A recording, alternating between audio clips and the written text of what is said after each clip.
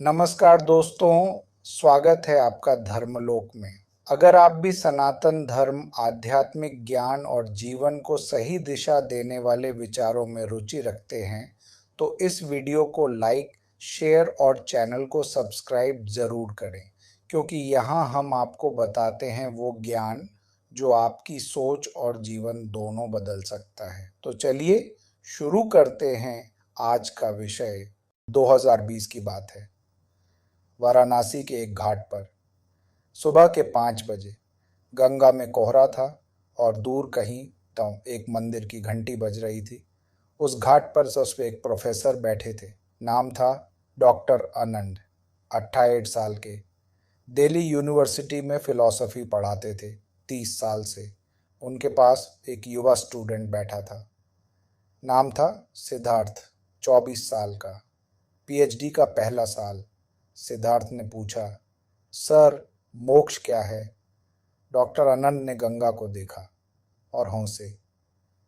ये सवाल मैं 30 साल से पूछता आ रहा हूँ और आज भी पूरा जवाब नहीं मिला। सिद्धार्थ ने कहा, सर, आप फिलॉसफी के प्रोफेसर हैं। अगर आपको नहीं पता तो किसे पता होगा? डॉक्टर आनंद उठे और कहा, चलो, यहाँ से थोड़ी दूर एक संत रहते हैं, उनसे पूछते हैं। मैंने 30 साल में जितना बुक्स में नहीं जाना, उससे ज़्यादा उनकी एक बात में जाना है। और दोनों चले गंगा किनारे, कोहरे में, उस जवाब की तलाश में जो हर इंसान के मन में है, लेकिन जिसे शायद हमने कभी ठीक से नहीं पूछा। पहली मुलाकात संत और दो जिज्ञासु। वह संत गंगा के किनारे एक छोटी सी कुटिया में रहते थे। नाम था स्वामी चिदानंद। उम्र पूछो, बताते नहीं थे। जिस दिन से अहंकार गया उस दिन से उम्र भी गई, यही कहते थे। डॉक्टर आनंद ने परिचय कराया।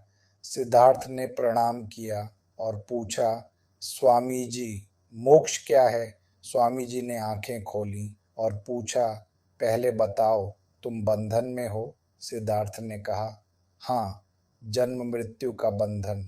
और उससे पहले? मतलब अभी, इस पल में क्या बंधन है? सिद्धार्थ ने सोचा। अपने विचारों का, अपनी इच्छाओं का, अपने डर का।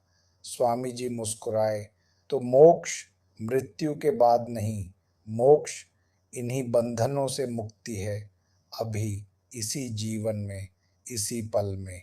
सिद्धार्थ ने कहा, लेकिन शास्त्र कहते हैं मोक्ष जन्म मृत्यु के साइकिल से मुक्ति है।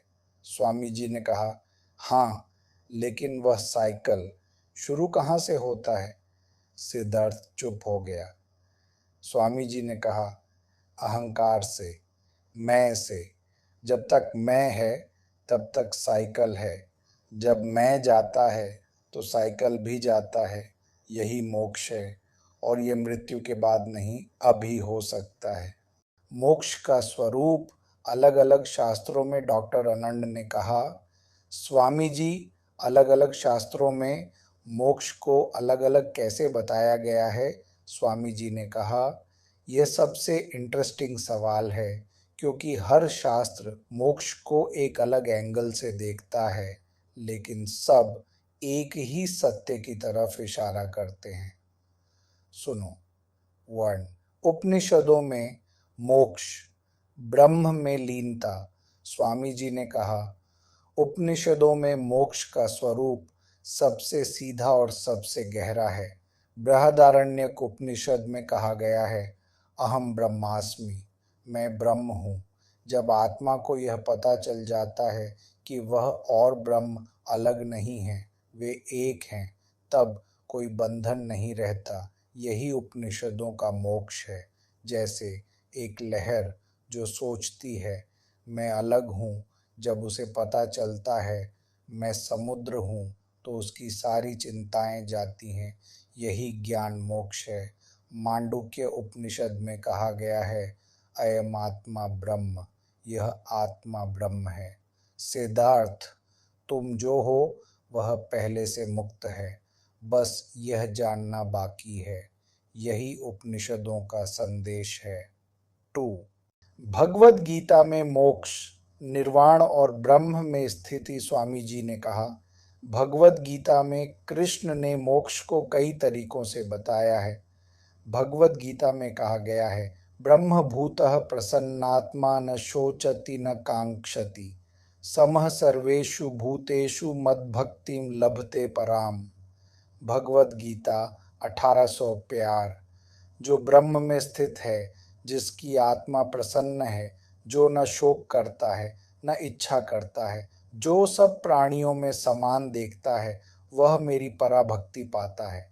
सिद्धार्थ, गीता का मोक्ष एक मेंटल स्टेट है, जहाँ न शोक है न इच्छा न भेद, सब में एकता का दर्शन। यही जीवन मुक्ति है, जीते जी मोक्ष।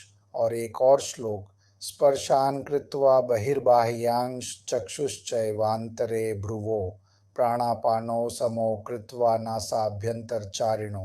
भगवद गीता 5:3। जो बाहरी विषयों को बाहर करके भौहों के बीच दृष्टि लगाए और प्राण अपान को सम करे, वह मुक्त हो जाता है। यही ध्यान की अवस्था में मोक्ष है।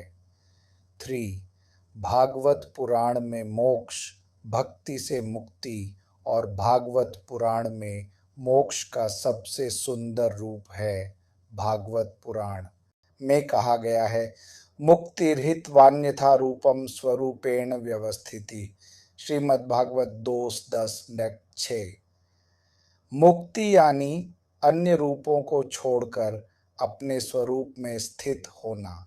सिद्धार्थ, भागवत कहता है, तुम्हारा स्वरूप पहले से शुद्ध है, पहले से मुक्त है, बस उस स्वरूप में आ जाओ। बाकी सब जो जमा कर लिया है वह छोड़ दो, यही मोक्ष है। और भागवत में मोक्ष के 5 प्रकार बताए गए हैं। सुनो, मोक्ष के 5 प्रकार। सालोक्य, ईश्वर के लोक में रहना। सामीप्य, ईश्वर के पास रहना। सारूप्य, ईश्वर जैसा रूप पाना। सार्ष्टि, ईश्वर जैसी शक्तियाँ पाना। सायुज्य, ईश्वर में लीन होना। सबसे ऊंचा। लेकिन भक्त इनमें से कोई नहीं मांगते। वे कहते हैं, प्रभु बस तुम्हारी भक्ति दो, मोक्ष नहीं चाहिए, और यही सबसे बड़ी मुक्ति है। 4, वेदांत में मोक्ष, अद्वैत का अनुभव। और वेदांत में आदि शंकराचार्य ने मोक्ष को सबसे स्पष्ट बताया। शंकराचार्य ने कहा, ब्रह्म सत्यम जगन मिथ्या जीवो ब्रह्मैव नापर।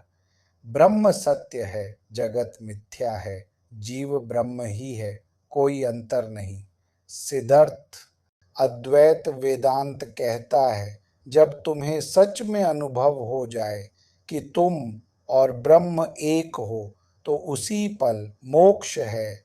कोई और जगह नहीं जाना, कोई और जन्म नहीं लेना, बस यह जानना, मैं पहले से मुक्त हूँ।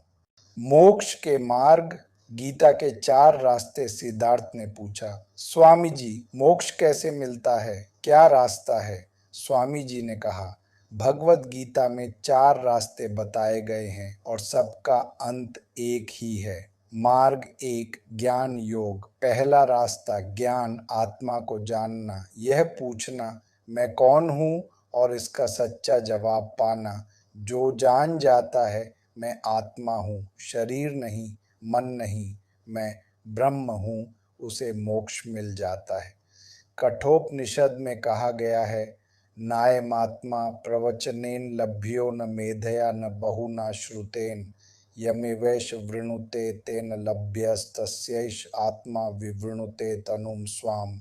यह आत्मा न प्रवचन से मिलती है, न बुद्धि से, न बहुत सुनने से। जिसे यह चुने उसी को मिलती है। मार्ग 2, भक्ति योग। दूसरा रास्ता भक्ति, ईश्वर से ऐसा प्रेम जिसमें खुद का नाम और निशान न रहे। जब मैं ईश्वर में डूब जाए तब मोक्ष। मीराबाई, तुकाराम, कबीर, इन सब ने यही रास्ता चुना और यही पाया।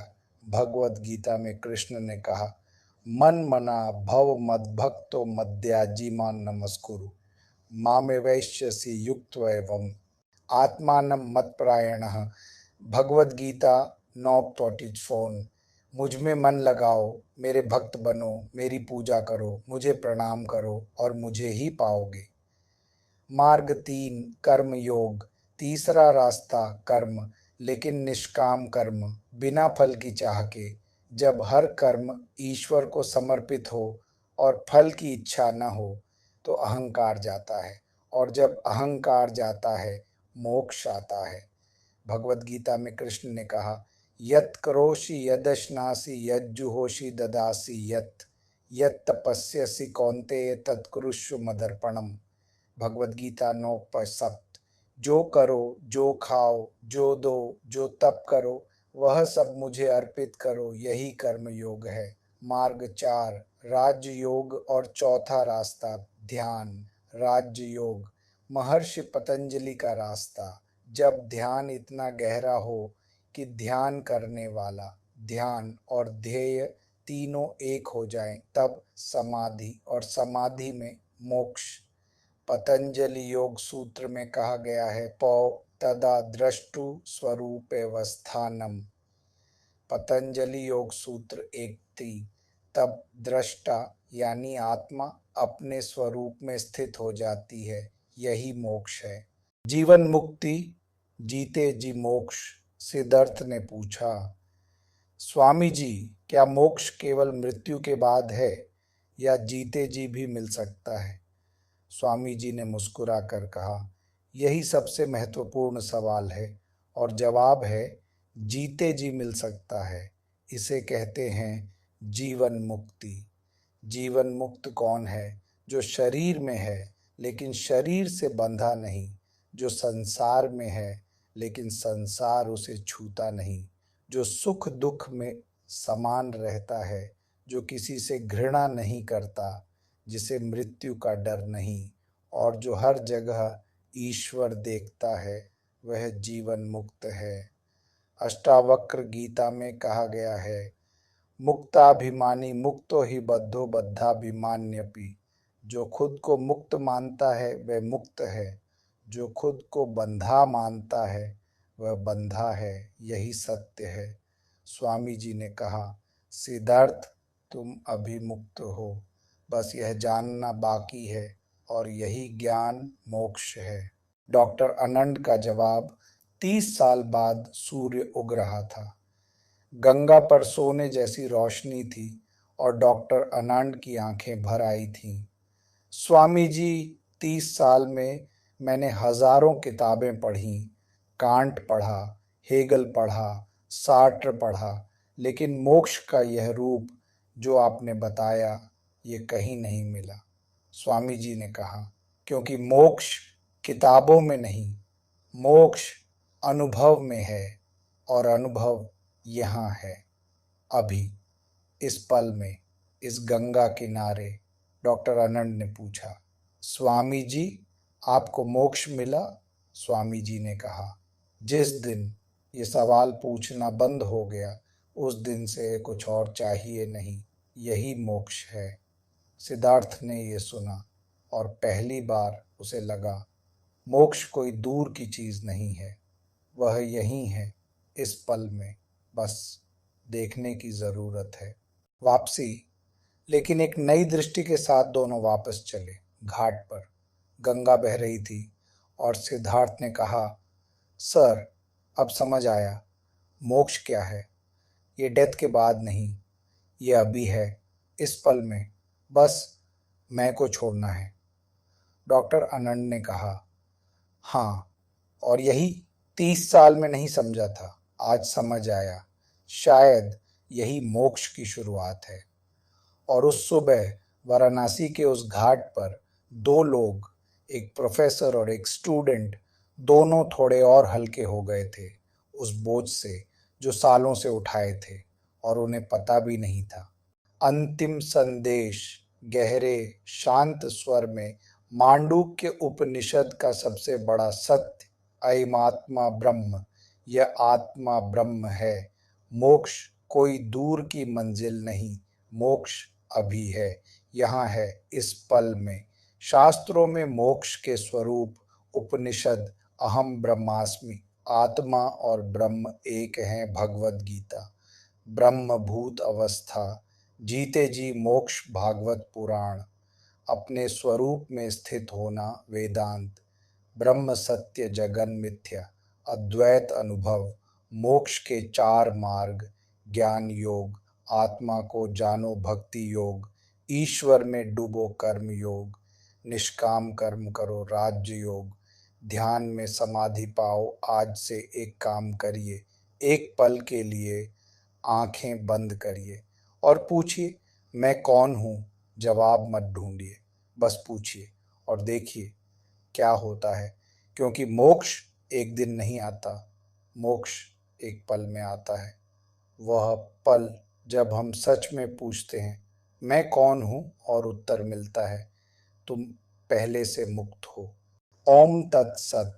उम्मीद है आपको आज का यह ज्ञान जरूर पसंद आया होगा। अगर इस वीडियो से आपको कुछ सीखने को मिला हो तो इसे लाइक करें, अपने दोस्तों और परिवार के साथ शेयर करें ताकि यह ज्ञान और लोगों तक पहुंच सके।